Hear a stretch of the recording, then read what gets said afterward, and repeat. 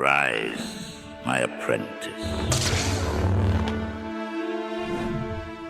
The galaxy is gripped in the iron fist of the Empire. 10 years have passed since the Jedi Order was wiped out, and the Empire's dominance is unquestioned. The Grand Inquisitor, once a Jedi Temple guard, now leads the Inquisitorius, a specialized group tasked with hunting down any remaining Force-sensitive threats. For years, the Grand Inquisitor has served the Empire with unwavering loyalty, rising in rank through his mastery of the dark side. His service to Darth Vader and the Emperor has been marked by ruthless efficiency, but as with all who embrace the dark side, the hunger for more power gnaws at him. Deep within, he desires to surpass his masters, to break free from the chains of servitude, and to claim ultimate power for himself. The Grand Inquisitor's ambition begins to fester. Though he has stood at Vader's side, he secretly believes he is more cunning, more deserving. The Emperor is distant and focused on manipulating the galaxy, leaving gaps in the power structure that the Grand Inquisitor senses he could exploit. His time-hunting Jedi has taught him not only how to defeat enemies, but also how to wield power for himself. He craves more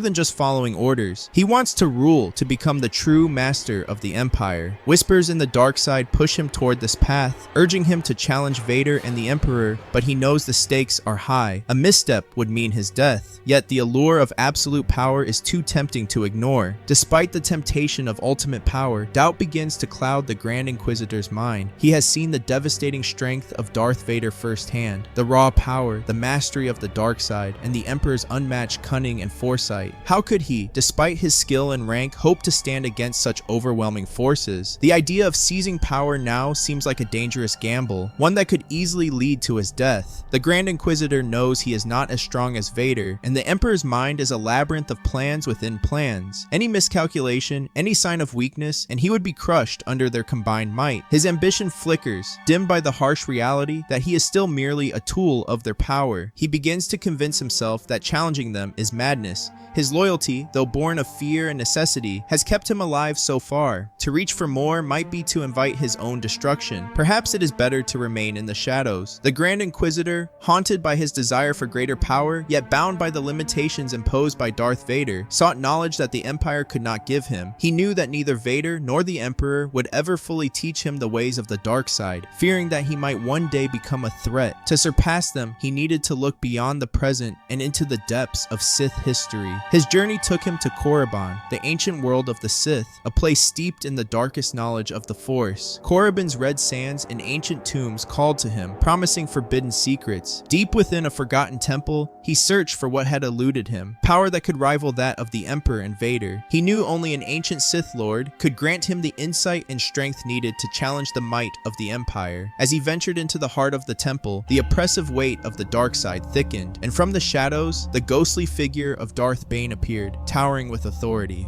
You have come seeking what your so-called masters will never teach you. True power. The kind of power that shapes empires and destroys those foolish enough to cling to it without understanding. You wish to overthrow them, as is the nature of all Sith. And yet you doubt yourself, trapped by fear of their strength. But I can teach you a way to kill them both, to bring their reign to an end in one decisive strike.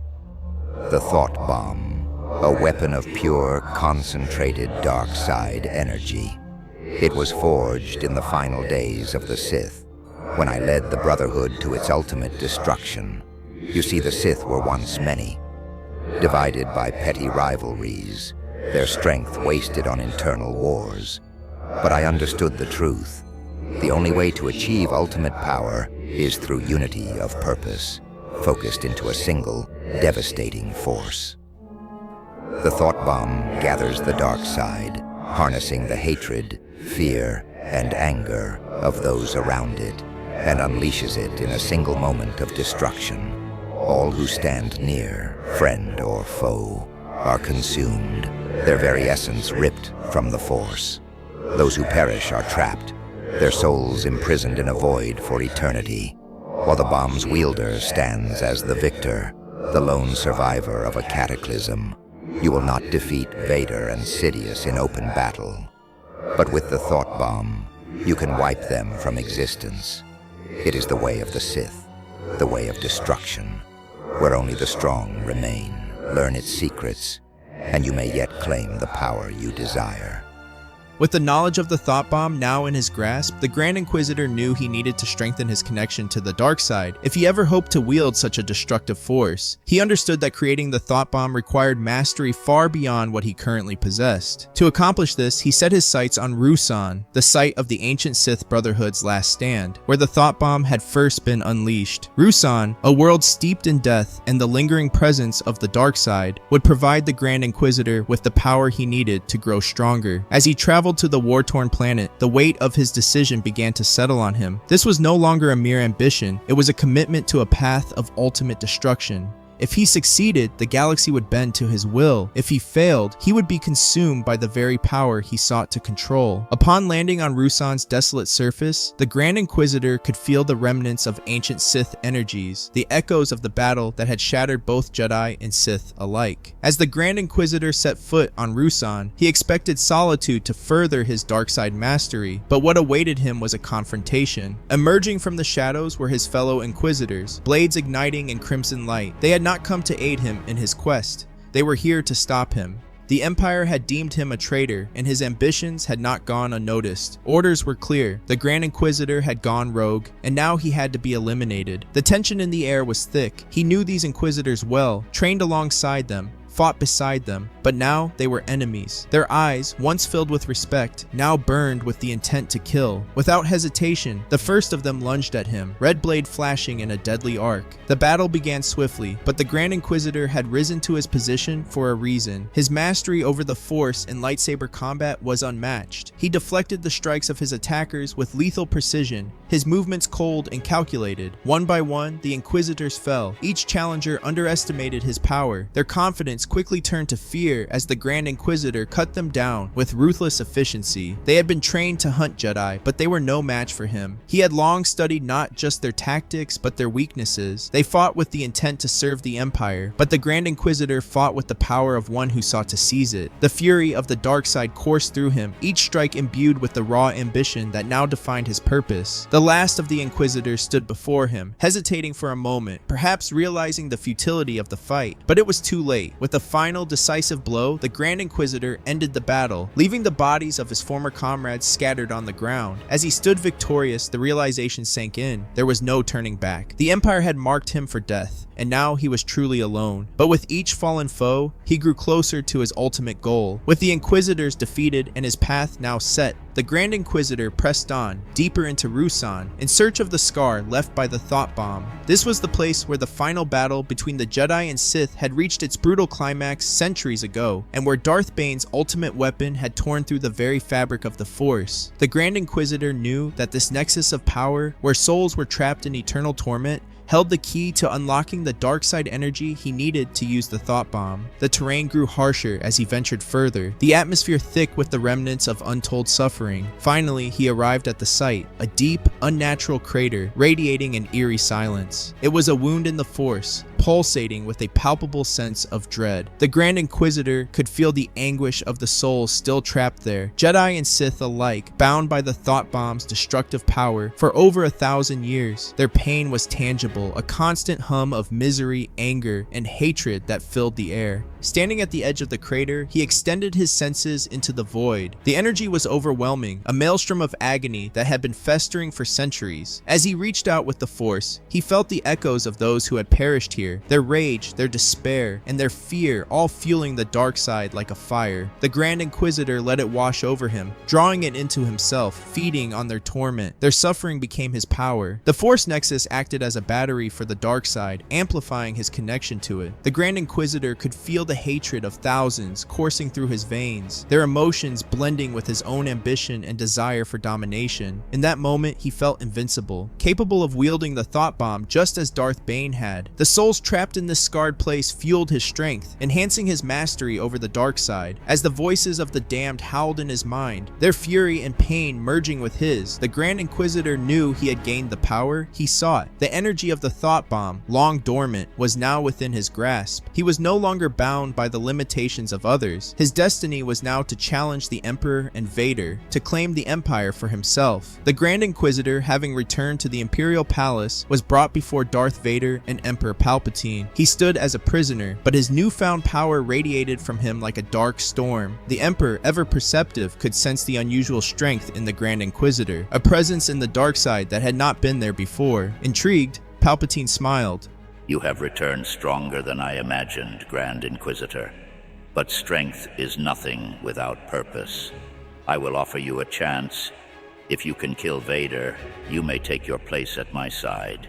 If you fail, you will die, as all who are weak must.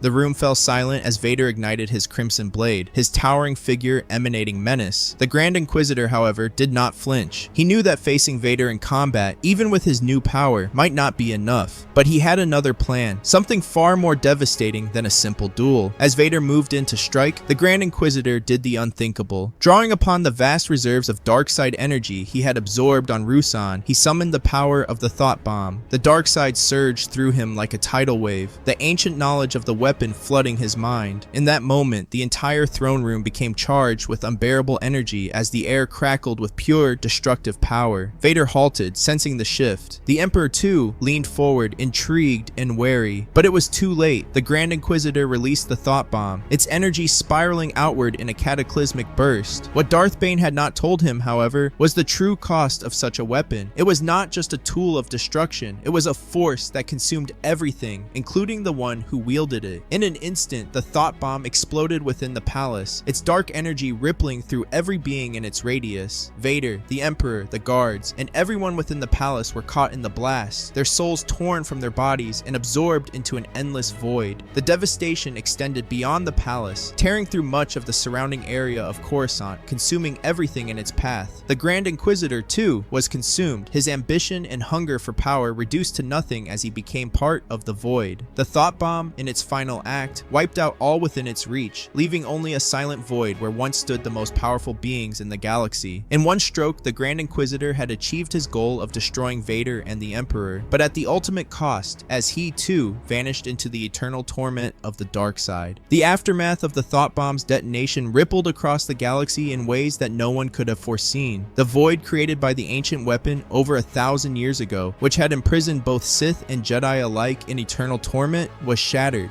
The souls that had been trapped within, bound by endless pain and hatred, were finally freed. But what emerged from the void was far from the Jedi and Sith who had originally been consumed. Centuries of anguish had twisted and corrupted the souls of the Jedi trapped in the thought bomb. Their light, once a beacon of hope, had long since been extinguished. Tortured beyond recognition, they had fallen into the deepest recesses of the dark side. Alongside them came the Sith, those who had once followed Lord Kaan in the final days of the Sith Empire. Their rage, fueled by 1,000 years of suffering, burned hotter than ever before. The galaxy now faced a nightmare worse than any it had seen. The Sith Empire had returned, no longer bound by time or the limitations of the living. They were spirits of the dark side, seeking revenge for the torment they had endured. At their head was Lord Kaan, who had led the Brotherhood of Darkness into the void centuries ago. Now free, his desire for vengeance was unquenchable. Kaan's voice echoed across the galaxy, filled with the rage of 1,000 years.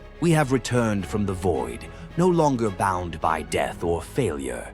The galaxy that forsook us will burn, the Sith Empire will rise again, and we will have our revenge on all who stand in our way.